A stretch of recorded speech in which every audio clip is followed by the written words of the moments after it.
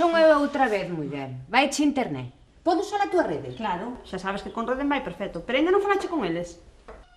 Ai, que rápido vai isto, e sen corte ningún. Hoxe mesmo vou nos chamar. Xa estás tardando. Xa sabes, non te quedes ailada, conéctate a Redem. Canta razón tes. Redem, internet de alta velocidade para todos desde só 25 euros ao mes, sen permanencia e con total garantía.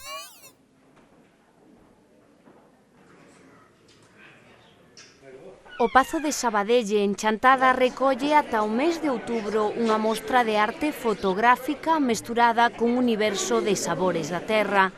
A través da exposición conxunta baixo título Hábitats Doces, Xosé Figueroa, impulsor de singulares iniciativas en Sabadelle e na granxa familiar vencellada a este Pazo de Labranza, quixo amosar a ollada do fotógrafo Calrús mesturada coa artesanía para levar á mesa da chantadina Ánxeles Noguerol. O pasado 13 de xuño unha morea de amigos e veciños foron testemunha deste evento no acto inaugural desta exposición que estará aberta deica o mes de outubro. Antes de descubrir as sorpresas que albergan as distintas estanzas do Pazo, os asistentes acudiron a unha detallada presentación na que non faltaron autoridades, persoeiros do mundo da cultura e, sobre todo, xente interesada nas creacións destes dous artistas. Unha mesa de tentacións que nacen da terra, de produtos elaborados de xeito artesanal coa asinatura de artesán e baixo os parámetros da tradición, do respecto e da innovación e imaginación. Propostas dende o salgado o doce que combinan o autóctono cos aromas do mundo. Nada en Nogueira e con moitas ganas de abrir a nosa terra ao mundo, a autora trasladounos como ninguén estas experiencias. Estou facendo un obradoiro artesán, que isto está dentro dun proxecto un poquinho máis grande. Entonces este é unha especie de experimento que fao cas meus colliños de indias, que van ser ahora todos os amigos e coñecidos, e darlle as gracias sobre todo a Xosé, Pepe tamén, pero sempre lle chamei Xosé, por ofrecer esta oportunidade. Aparte de toda esa cultura, pois tamén dar un pouco, abrir un pouco o abanico ao entorno local, e todo o que se pode chegar a facer ca materia prima tan boa que temos nesta zona da Ribeira Sacra. Xa hai tempo que levo nesta especie de como que irades chamarlle, e que agora parece un mercadillo casi.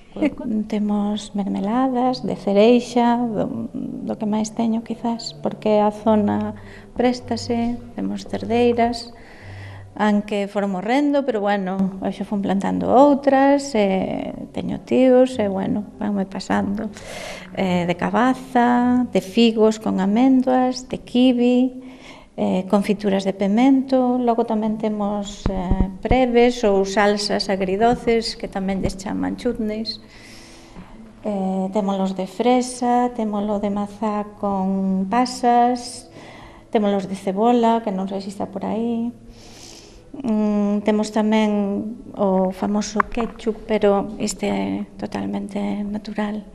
Tamén temos setas, tanto secas como en conserva, con estes son boletos con algas e xamón. Que máis? Logo podes facer, desto só trouxe unha pequena muestra porque hai moito e non trouxen apenas. Todo o que se pode facer con hortalizas e verduras, acelgas, bueno, todo o que se pode. Vamos, que temos un abanico moi amplio, cunha materia prima moi boa, de primeira calidade, e só hai que facer isto. Como tamén me gusta moito a repostería, pois botonciños de cereixa, outros botóns de calabaza, de cabaciña.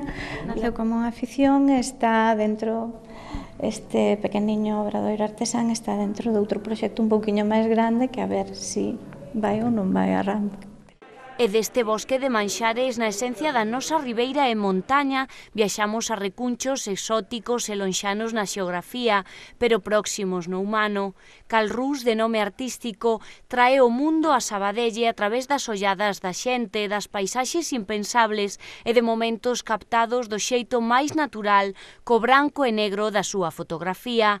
Coruñés, fotógrafo amateur, funcionario de profesión e de singular mirada tralo visor da cámara, expón unha escolma de imaxes cargadas de historias. Levo moitos anos viaxando, o mes de vacacións sempre aforras para poder sair un mes por aí, procuramos, eu e a miña muller, vamos os dous facendo uns viaxes un pouco atípicos, non nos gusta moito viaxar organizados.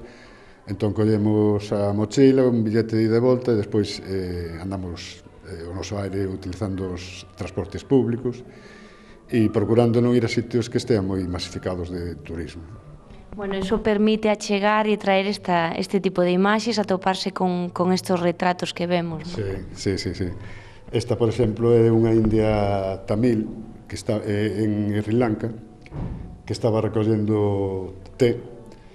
E aí, sabes que está hermosa, despois de traballar toda unha xornada, o que ten por aquí un saco onde cargan hasta 8 kilos, me parece, o día de té, e traballando, pero, sabes, moi racial, un retrato a mí me parece moi bonito.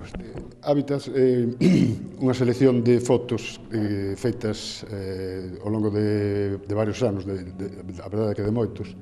Costoume bastante facer a selección porque teño un arquivo bastante grande e bueno, quería representar un pouco outras sociedades diferentes ás nosas, algunhas máis parecidas, outras totalmente diferentes, e algunhas recórdame un pouco os seus costumes, as cosas que pasaban cando era pequeno e que ainda se siguen mantendo, tradicións.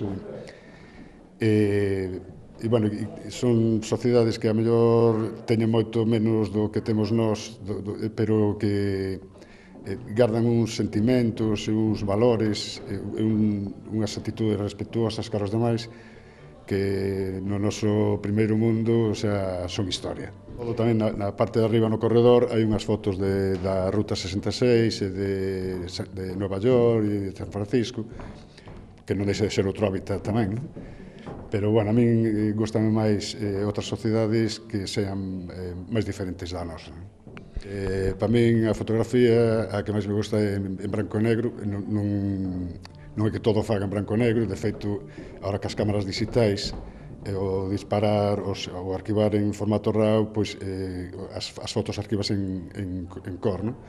Pero despois todas as miñas fotos sempre ao final rematan en branco e negro. A min gusta moito máis, creo que a cor distrae máis, é máis fácil que unha foto te chame a atención en cor, porque, bueno, pois un neno vestido con cores vivos sempre te chama a atención, pero creo que, sobre todo no retrato branco e negro, fíxaste moito máis nos detalles, nas marcas, as marcas que teñen da vida xente, é diferente, é máis dramático, pero creo que é máis bonito. É unha paixón, xa me gustaría traballar da fotografía, pero non, é unha paixón, eso sí, desde hai moitos anos. Eu xa facía as miñas fotos en branco e negro no laboratorio que tiña na miña casa, nun armario encaixado destos ali cos cheiros dos químicos e tal. E despois, tes que te ir adaptando ás novas tecnoloxías. É un placer porque, bueno, Xosé é un home espectacular e puxo moito interese nesta exposición, ten moitas ganas e espero que quede contento e é un placer facer esta exposición aquí no Pazo de Xosé. Paga a pena visitar esta exposición. Poden comprobalo poñéndose no lugar dos que ali pasaron unha velada inaugural para esquecer os problemas, viaxar a través da imaxe, gozar como aos paladares máis exquisitos e ata liberar tensións cunha masaxe nas antigas estanzas do Pazo.